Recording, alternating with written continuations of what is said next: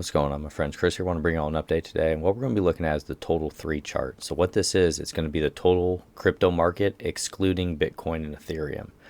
So what I like to do when I'm taking a look at this here and how I've used this in the past is typically when this chart gets a blue sky breakout, that's when you know that money's rotating even from Ethereum into the larger caps, the mid caps, and even down to some of the meme coins or just the smaller cap coins.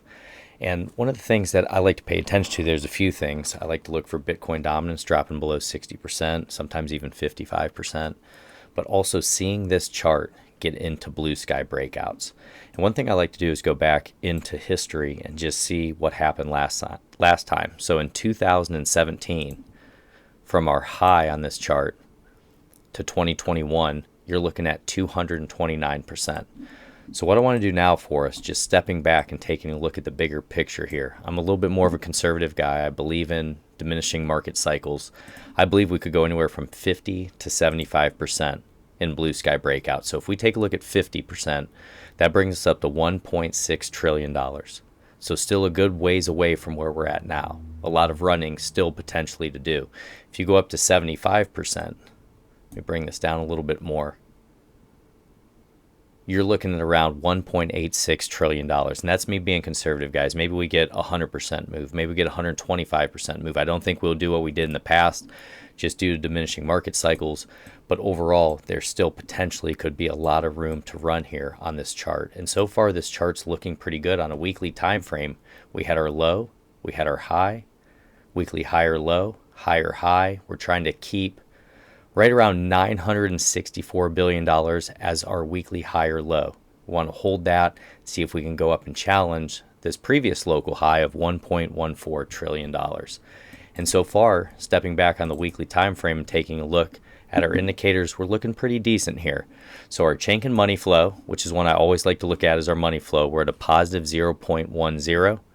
Our MACD, we're above the zero line, and we have recently had a test here of that zero line, and our 12 simple moving averages crossed up above our 26. And our lazy bear squeeze, we are in the green. For our histogram, we have not been firing at all, though.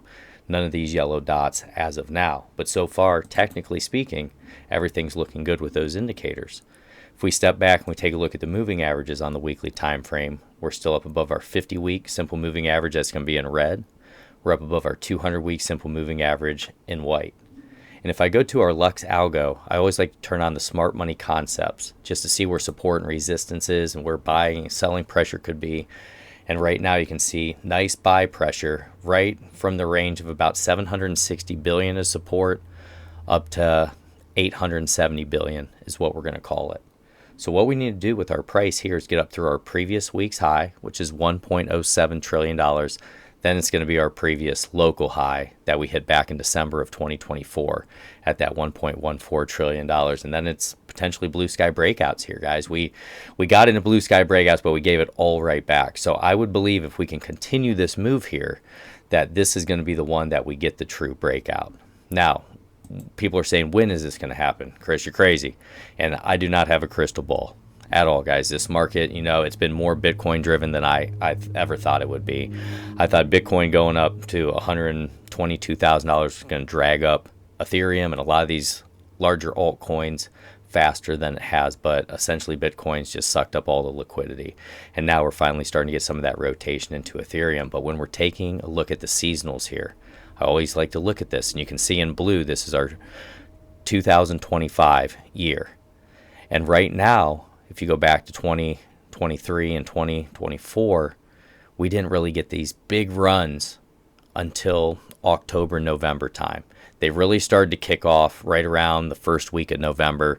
Then we got huge moves. So right now we still could be in for a little bit of waiting, a little bit of patience as Ethereum takes its turn and it tries to have blue sky breakouts. Because that's what's most important. Ethereum's going to potentially go into price discovery, and guys are going to want to ride that as long as they can before they start rotating into some of the larger altcoins, and then down the line where it gets riskier and riskier.